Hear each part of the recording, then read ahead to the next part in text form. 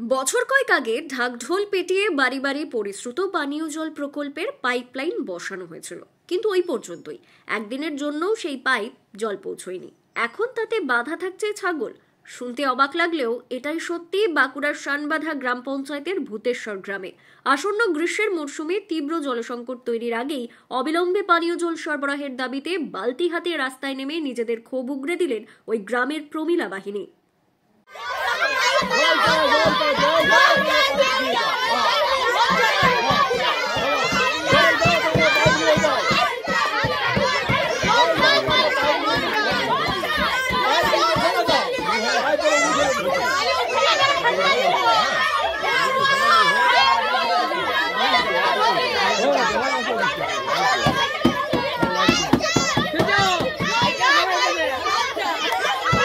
গ্রামবাসীদের তরফে জানানো হয়েছে, ভোটের আগে রাজনৈতিক নেতাদের দেখা মেলে, তারপর ভোট মিললে তাদের আর পাত্তা মেলে না। বর্তমানে যা অবস্থা, কুলুপাড়া, ঘোষপাড়া, সিংপাড়া, বামুনপাড়া ঘুরে জল আনতে হয়। একটু এটা দিচ্ছে, এটাই যে পাচ্ছে। আপনার টিউবওয়েল আছে, জল পেলাম, তো দেখো সব ফাঁকাই পড়েছে, দেখলেন তো। কল আছে, কল আছে, বাড়িতে কল আছে, জল নেই। কল আছে, জল নেই। টিউবওয়েল জল সে অনেক দূরের থেকে আনতে হয়। টিউবওয়েল আছে, এখানে কাঁচা ধোয়া হয়। এটা দেখতে পেলেন একদম কেচে কেচে রেখেছে, কলে ধুবো কি করবো? নদী তো নোংরা জল, সব ড্রেনের জল আসছে, ওটা কি যাবো বলুন? তো দেখাচ্ছে যে কল হয়েছে, কল হয়েছে, জল নেই। ভোট লিবার লেগে, আর কিছু নয়। সব হবে, কোনো চিন্তা নেই। যখন কোনো কিছু বলতেই আমাদের তো কিছু হাত নেই, কি করব আমরা বলো? উপরে যারা আছে তারা জানে,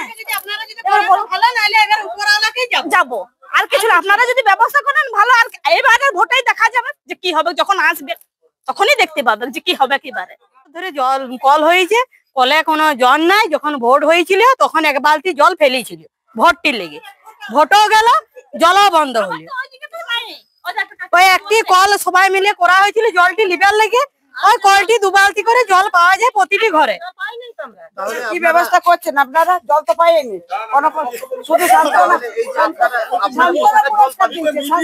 জল কালীমেলা জল আনতে হয় ওই বাউন পাড়াতে। আর যদি রান্না জল আনতে হয় ঘোষপাড়া যেতে হয়, জানেন তো, মোটো মাথার মোটটি, ওইখান থেকে জল আনতে হয়। তাহলে কিরকম কষ্টটি? চান করার তো জল যেমন করে হোক নদীতে করলো, কিন্তু খাবার জলটা তো একটু ভালো যায়, রান্নার জলটা, খাবার জলটা। আমাদের জলের জন্য প্রচুর কষ্ট।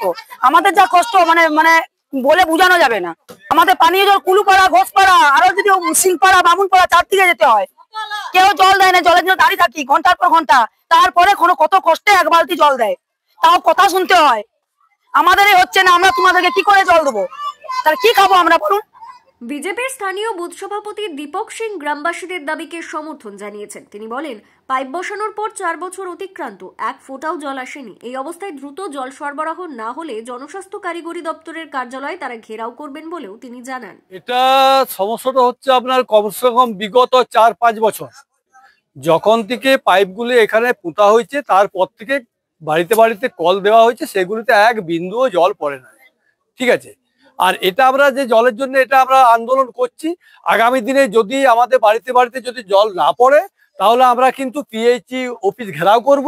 আর এটা আমাদের কোনো পার্টি পলিটিক্সের ব্যাপার না, এটা আমরা গ্রামের স্বার্থে করছি। আজকে মনে করুন আমার বাড়িতে জল পড়লে আমাদের গ্রামের বাড়িতে জল পড়বে, সবার বাড়িতে জল পড়বে। হ্যাঁ, এত বড় গ্রীষ্মকাল, এই গ্রীষ্মকালে আমাদেরকে জল নিয়ে আসতে হয় কোথা থেকে জানেন? এখান থেকে কমসে কম 1/2 কিলোমিটার দূর যে কালী মেলা থাকে, আমাদের গ্রাউন্ডে একটি টিউবকল আছে, সেই টিউবকলে। আর ফালতু ফালতু কিছু টিউবকল এইদিক ওইদিক করে দিয়ে চলে যাচ্ছে, যেটাতে শুধু থালা বাসন এইসব মাঞ্জা ধোয়া হচ্ছে, আর তারপরে আর কোনো কাজ হয়। জনস্বাস্থ্য কারিগরি দপ্তরের এক্সিকিউটিভ ইঞ্জিনিয়ার রিতম ভট্টাচার্য বলেন, জল জীবন মিশন প্রকল্পের কাজ চলছে। কেন্দ্রীয় সরকারের তরফে 28 সাল পর্যন্ত এই প্রকল্পের সময়সীমা বাড়ানো হয়েছে। তার মধ্যেও আমরা আশাবাদী চলতি বছরের 31শে ডিসেম্বরের মধ্যে 80% কাজ শেষ হয়ে যাবে। না, প্রত্যেকটা প্রকল্প হতেই কিছুটা সময় লাগে। তো ন্যাচারালি জল জীবন মিশনের যে প্রকল্পগুলো, সেটা হতেও যেটুকু সময় রিজনেবলি লাগা উচিত সেটুকু লাগবে, এবং সেই জন্য কাজগুলো চলছে। কমপ্লিট হয়তো ঠিকই হয়নি, কিন্তু চলছে। কোথাও বা কমিশন হয়েছে, কোথাও বা অ্যাডভান্স স্টেজে গেছে। তো এবং জল জীবন মিশনের প্রোগ্রামটাও আমাদের এখানে এক্সটেন্ড করা হয়েছে সেন্ট্রাল গভর্নমেন্টের তরফ থেকে 28 সাল অবধি।